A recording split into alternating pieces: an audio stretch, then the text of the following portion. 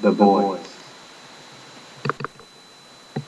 Our Federation spaceship does not have a problem with drag. The ship's propulsion system is top of the line. The ship is shaped like a stingray. It looks cool flying through space. Our Federation spaceship is immune to inertia, the universal property of matter that causes any body at rest to stay at rest and any body in motion to stay in motion. Our spaceship has an inertia counselor, a sort of high-tech seatbelt that keeps everything in our fast-moving spaceship from going through the windshield. 4,200 knots, or about 5,000 miles per hour, is slow down speed for the Stingray. The actual speed is unregistered, but it's more than 9,000 miles on a planet. Our Federation spaceship has a superb propulsion system. It uses an anti-gravity drive to propel itself across planetary surfaces. The anti-gravity drive manipulates the planet's gravity and uses it to propel itself upward. Space is big. After the Earth's sun, Alpha Centauri is more than 4 light years away. Our Federation spaceship does not have to go that far. Galactic date 8691.23. We are on a top secret training mission. That is all. That is all. 42. Do you hear this, guys? That is all. CP1. Coop knows not to give too much information. CP1 of all computers should know the Federation scan for their own space transmission. They can't scan you. Of course. No one or nothing can scan my matrix program. CP1. Yes, 42. Tell me a story. We find our operatives about 2.5 light years from Earth, still in the same galaxy, after another successful mission.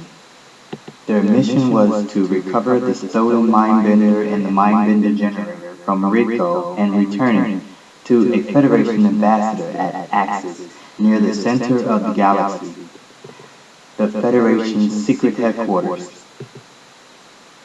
Unfortunately, they ran into a problem. Rico, in his 5 years on Earth, established an army of missionaries, and during the raid on Rico's warehouse, Coop was badly injured. His arm was disconnected. Luckily, Coop packed a CP1 unit. Coop always says, "Don't leave home without it." The CP1 unit was able to reconnect the arm in the sick bay, but Coop's neural scanners are shorting out. He is unable to check himself. Coop feels they just hit a nerve. Coop feels all he needs is a cybernetic specialist. So, Coop, how's your arm?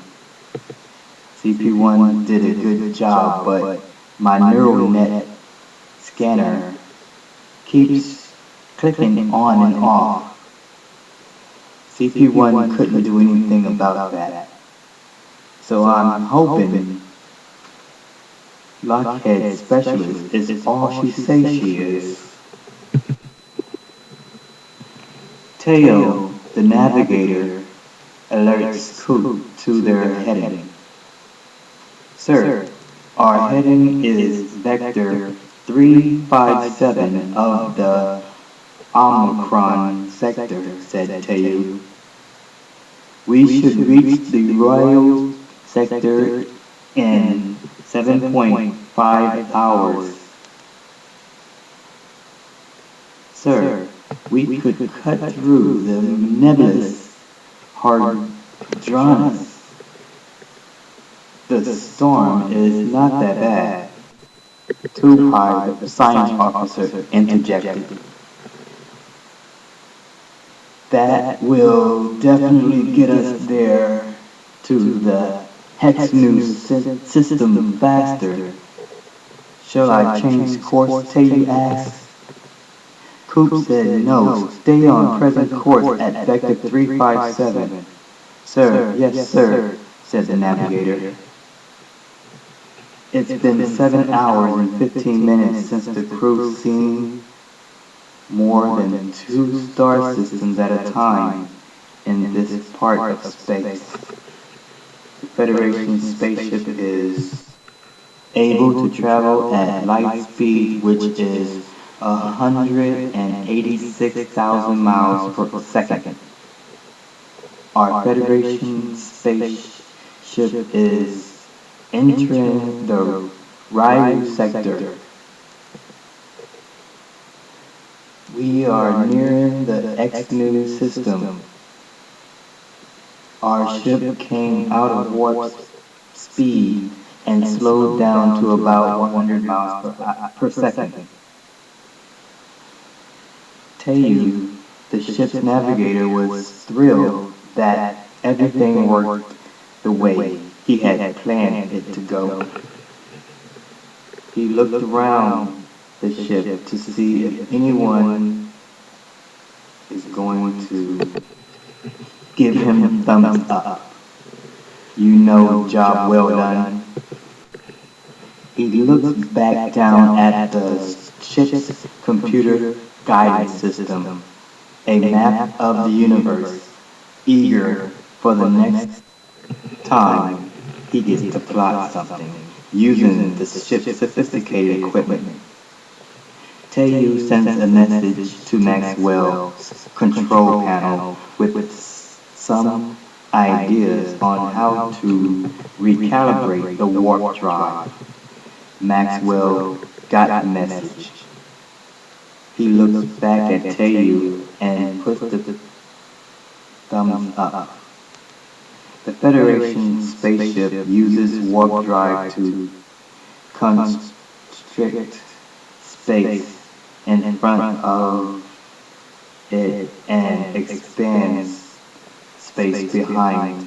In so doing, enables the spaceship to jet across the galaxy without a problem with time dilution. Maxwell sends a message back. Let's see if we can use the wormhole generator next time. Teo replied, I didn't know we had a wormhole generator. Maxwell replied, yes, and we have a stabilizer as well. Maxwell pulled up the schematics for the antimatter reactor, and when examining the contents, he noticed that they had not used that much antimatter. The antimatter storage tanks are all full. 1 ounce of antimatter is equal to 1 million tons of rocket fuel. Next, he pulled up the laser weapons mounted in front of the ship.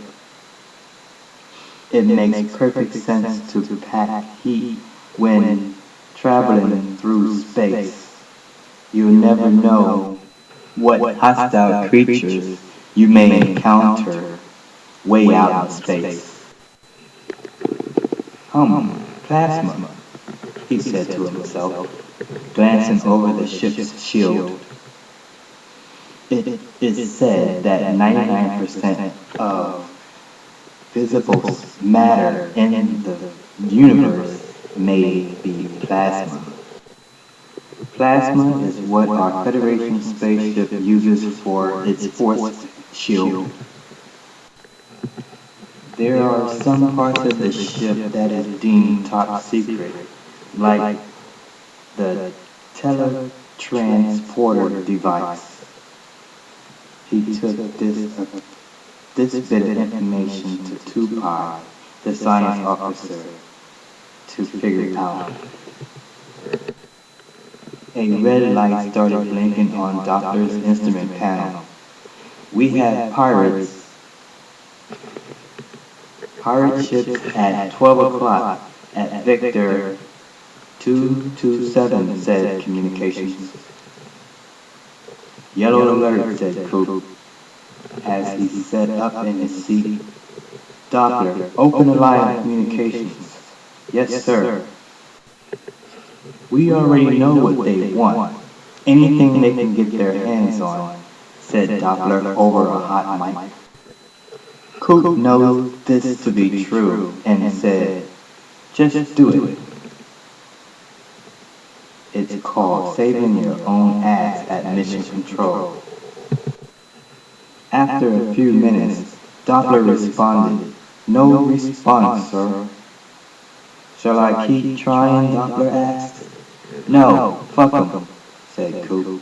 CP1, raise minimum force field. Affirmative, said CP1. They're just no talking to some asshole, said Coop. After a few minutes, Teddy got worried. Why are they just sitting there? He thought out loud. Stay on your toes, gentlemen. They can attack at any time. Stay on your toes, said Coop. First time to crayon, Teddy asked Maxwell. As a matter of fact, it is, said Teddy. You'll love it, said Maxwell. Maxwell, give me the schematics on their ship and download the data to the ship's computer for a direct hit to its source of power, said Coop. Schematics on screen, said Maxwell. Look, Coop, they've upgraded their ship since our last encounter. They must have scored big. They are very relentless, said 42, looking over the schematics of the pirates' vessels on one of his 4 LCD screens on his instrument panel. Looks like a motherfucking ambush, said Doppler. I'm reading no life forms, sir, said the science officer. We have movement, says 42. Looks like they're coming in. We are being scanned, said CP1. They are booting up their weapon system, said Doppler. Red alert. Full shield, said Coop. Affirmative, said CP1, hacking into the space's main computer, invoking the shields. Robot fighters. When did they start using robot fighters? 42 asked in a moment of panic. Okay, let's do this. Wait till they get a load of me. Damn, I love this shit, said 42. Fire a couple of shots over their heads, said Coop. The top rudder of the Stingray sits on a hatch that opened with hydraulic arms. Up comes a double-barrel revolving 80 caliber machine gun. 42 then shot a couple of rounds over the heads of the pirates. That'll Let them know who they're fucking with, said Coop. The pirates started to advance towards the Stingray. 42 rang a couple of shots over the heads of the pirates a second time, but they kept coming. That just pissed them off, said Doppler. 42, take them out, said Coop. Bet that, said 42. 42 then opened up on them, using the front-mounted laser weapons and the guns mounted on top of the ship. The Federation ship is being fired upon from all directions. The enemy spacecraft maneuvered well, but not well enough for the Stingray's superior firepower. The pirates were getting hammered. The robot pilots were used to flying the enemy ship, but they were not programmed for the way 42 handled the Stingray. He guided the ship like he was playing a video game, but they just kept coming. 42, we got bogeys at 6 o'clock and W formation, said CP1. CP1 shot the ultra-wave cannon at the bogeys at 6 o'clock in W formation. 2 shots were fired. When the bogeys were by the electrically charged wave, they were disintegrated. The others that were lucky enough to be just close enough to the wave were disabled.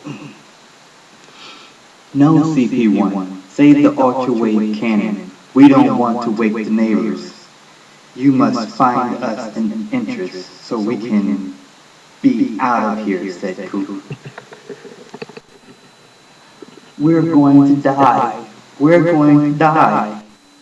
Our chronometer has been hit. Our dyno sensor is down 43%, said Maxwell. Get a grip, Maxwell. Switch all auxiliary powers to the energy shields. CP1, get me that interest, said Coop. Working, said CP1. That's real fancy shooting, 42. Thanks, CP1. Damn, what makes them think we have anything, asked 42. We're in a Federation starship, said CP1. Fuck, another direct hit, said 42. As the ship shook with every direct hit, that last one was a doozy. Maxwell turned to Coop, pointing at the screen on his panel. Sir, that last hit took out our anti-gravity drive, and we are almost out of missiles, said Maxwell. How long will it take to fix the anti-gravity drive? Asked Coop. About 20 minutes, said Maxwell. Get on it, said Coop. 42. Maybe I can give it a shot, said CP1. Shouldn't you be finding an interest, CP1? I can do more than one thing at a time. I'm not stupid, said CP1. Okay, here. 42 gave CP1 the controls. Sir, we will not be able to take much more of this. Our shields are down 56%. Our dynamometer sensor is down 75%. Our rudder took 2 direct hits, said Maxwell, from the engine room. Class C vessel, said CP1 to the voice coming from within the ship's computer. Okay, said CP1. Coop, I found an interest. Good, CP1. Coop turned to Taiyu and said, Taiyu, plot a course on these coordinates to take us in. Yes, sir. Taiyu plotted with great enthusiasm, thinking to himself, This is the best training mission I've ever been on. He sent the coordinates to Maxwell in the engine room. Maxwell, working on the anti-gravity drive, got Teyu's message. Damn, I told him 20 minutes. He was done fixing the anti-gravity drive. He was just replacing the memory. He started to work fast. He wanted to get out of the situation as bad as anyone else.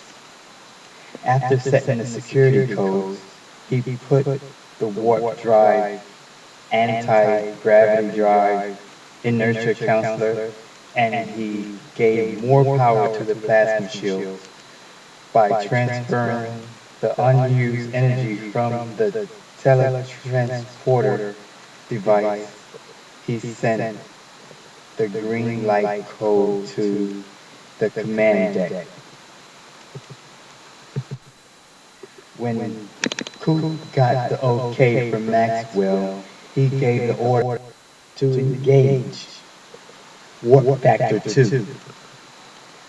Maxwell was in the elevator when he heard the ship's warp engines come online. The quiet hum of the anti-gravity drive filled his heart with memories of his years at the academy. He thought to himself, this is the best training mission I've ever been on.